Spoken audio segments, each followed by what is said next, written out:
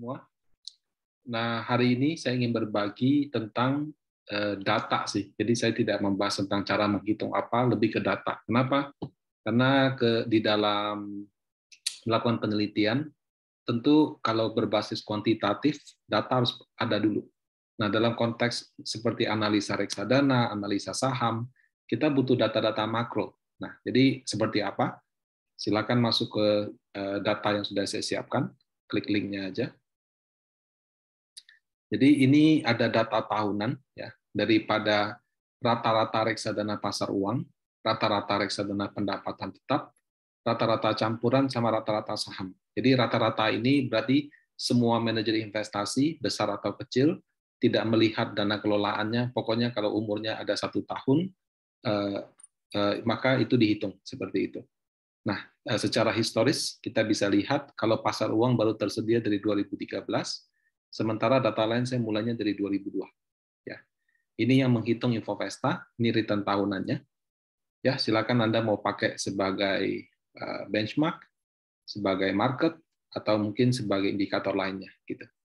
Nah, di tengah sini ada indeks saham, ada IHSG, LQ45, IDX 30 baru tersedia dari tahun 2013, sementara ISSI, Indeks Saham Syariah Indonesia, tersedianya dari 2012. Ya, kalau merah ini artinya apa? Merah ini artinya pada tahun tersebut return-nya negatif, sama juga untuk reksadana. Nah, dalam membuat penelitian, kadang-kadang ada juga namanya risk free. Risk free ini di Indonesia agak tricky gitu ya. Kenapa? Karena saya kasih gambaran sebagai berikut. Ini adalah yield Sun 10 tahun. Jadi kalau Bapak Ibu pernah lihat video saya tentang risk free Indonesia, saya lebih menyarankan menggunakan yield Sun. Kenapa? Karena yield Sun itu setiap hari datanya ada.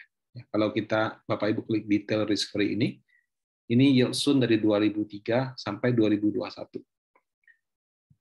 Nah, yang di sini adalah per akhir bulannya. Per akhir tahun. Jadi per akhir Desember 2003 berapa, 2004 berapa, dan seterusnya. Apakah boleh pakai data per akhir tahun? Saya sih tidak begitu menyarankannya. Saya lebih menyarankan bulanan. Jadi nanti bisa kita rata-ratakan. Ya, tapi ya tidak apa-apa. Ini saya kasih posisi per akhir tahun dengan keterangan yang sama. Kalau mau lihat hariannya ada di sebelah sini.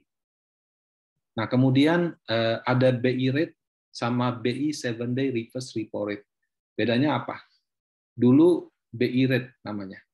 Sejak 2015 itu BI rate terakhir dipakai 2015. 2016 orang menggunakan 7-day reverse repo rate. Boleh nggak Pak saya jahit, saya sambung aja? Ya kalau menurut saya juga kurang tepat. Kenapa? Karena BI rate itu kalau dianalogikan itu deposito 1 tahun. Kalau 7-day reverse repo rate itu deposito jatuh temponya 7 hari. Jadi yang satu rata-rata deposito 1 tahun, ini rata-rata deposito 7 hari. Nah, kenapa diganti? Karena pada prakteknya orang jarang menggunakan 1 tahun sebagai acuan. Yang orang gunakan sebagai acuan memang yang jangka pendek. Jadi ini lebih tepat. Apakah boleh ini kita gabung? Menurut saya tidak boleh.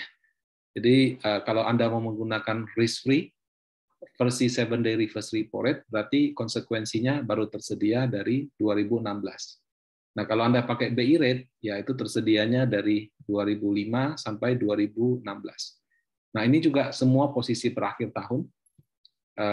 Kalau mau bulanannya atau setiap kali pengumumannya bisa lihat di sini. Ini saya semua ambil dari website Bank Indonesia. Nah, kemudian yang namanya investasi tentu salah satu comparison-nya adalah inflasi. Nah, ini inflasi full year, jadi inflasi 1 tahun penuh. Kebetulan tersedia dari tahun 2022 sampai dengan 2021. Angkanya seperti ini. Nah, jadi seperti ini data-data makroekonomi maupun indeks yang penting. Ya, ini saya ambil dari Infovesta, IDX, website Bursa Efek Indonesia, Bloomberg, BI, sama berbagai sumber lain yang menurut saya reliable. Pada saat Anda mau menggunakan data ini, pakai saja. Tidak perlu menyebut ambil dari saya atau apa. Silakan saja ya. Dicantumkan boleh, dan dicantumkan juga nggak apa-apa. Terserah Bapak Ibu. Tapi sekali lagi saya tidak bertanggung jawab atas kebenaran datanya. Jadi saya lakukan upaya terbaik untuk mengumpulkan data ini. Tapi kalau misalkan ternyata data tersebut kemudian hari diubah oleh perhitungannya oleh pihak yang melakukan perhitungan, ya itu di luar tanggung jawab saya. Oke, kurang lebih seperti itu. Semoga informasi data ini bermanfaat bagi Bapak Ibu dalam melakukan penelitian. Semoga Bapak Ibu semua dalam kondisi yang sehat selalu. Terima kasih.